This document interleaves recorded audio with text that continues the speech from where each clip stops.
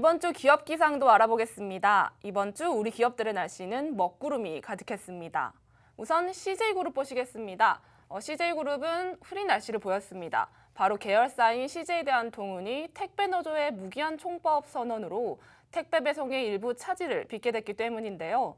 회사 측은 물류 대란까지는 일어나지 않을 것이란 입장을 밝혔지만 벌써부터 일부 지역들을 중심으로 배송 차질이 빚어지고 있어서 난감한 상황에 처하게 됐습니다.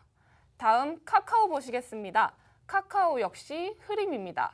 카카오는 성과 보상 방식을 두고 논란을 빚었는데요. 지난해 사상 최대 실적을 기록했음에도 전 직원 스톡옵션 제도를 도입하는 데 그치는 등 보상 강화에 소극적인 모습을 보여 논란을 낳았습니다.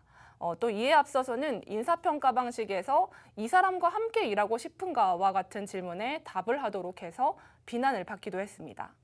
LG 에너지 솔루션에 대한 이야기도 많이 나오는 것 같은데요. 이영성 기자 어떻습니까? LG 에너지 솔루션은 맑음입니다. LG 에너지 솔루션은 올해 안에 유가증권 시장 상장을 목표로 한국거래소에 상장 예비심사 신청서를 접수했는데요. LG 에너지 솔루션은 지난해 말 LG화학의 2차 전지 사업 부분이 분사하면서 설립이 됐습니다. 증권가에서는 상장 시 LG 에너지 솔루션의 기업 가치가 최대 100조 원에 달할 것이라는 전망이 나오고 있습니다. 다음 삼성바이오로직스 보겠습니다. 삼성바이오로직스도 화창합니다. 삼성바이오로직스는 모더나사의 코로나19 백신을 생산하기로 하면서 큰 주목을 받았는데요. 여기에 최근에는 미국 식품의약국이 알츠하이머 치료제로 승인한 바이오젠사 신약의 한국 판매를 맡게 될 것이란 전망이 나오면서 또다시 주목을 받게 됐습니다. 현재 아이오젠은 삼성바이오로직스와 합작사를 설립하는 등 지속적인 협력 관계를 구축해오고 있습니다. 네, 우리 시청자 여러분께서는 지금 이영선 기자의 재계 기상도를 보고 계시는데요. 이 기자와 좀 더 이야기를 나눠보겠습니다. IT 업계 얘기 안 해볼 수가 없겠죠? 네, 그렇습니다. 그 중에서도 카카오가 논란의 중심에 섰는데요.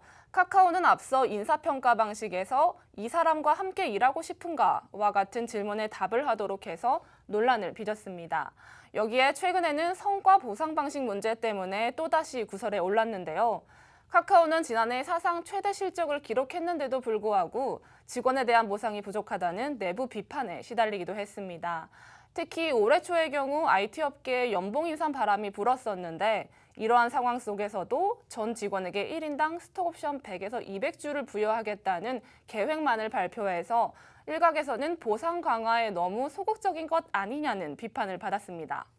네, 아직까지 논란이 계속되고 있는 것 같은데 회사 측 대응은 어떤가요? 네, 논란이 수그러들 기미가 보이지 않으면서 카카오는 바로 추가 복지안을 발표하며 임직원 달래기에 나섰습니다. 일단 본사 전 직원에게 복지 포인트 360만 원을 지급하기로 했고요. 또 주택자금 대출 한도를 기존 7천만 원에서 1억 5천만 원으로 증액하기로 했습니다. 그리고 오는 2022년 입주 예정인 판교 알파돔시티 사옥에 구내 식당도 만든다는 계획이고요. 또 전 직원과 가족 대상 의료보험 지원 범위도 치과보험까지 확대하기로 했습니다. 네, 지금까지 이영선 기자의 재계 기상도였습니다.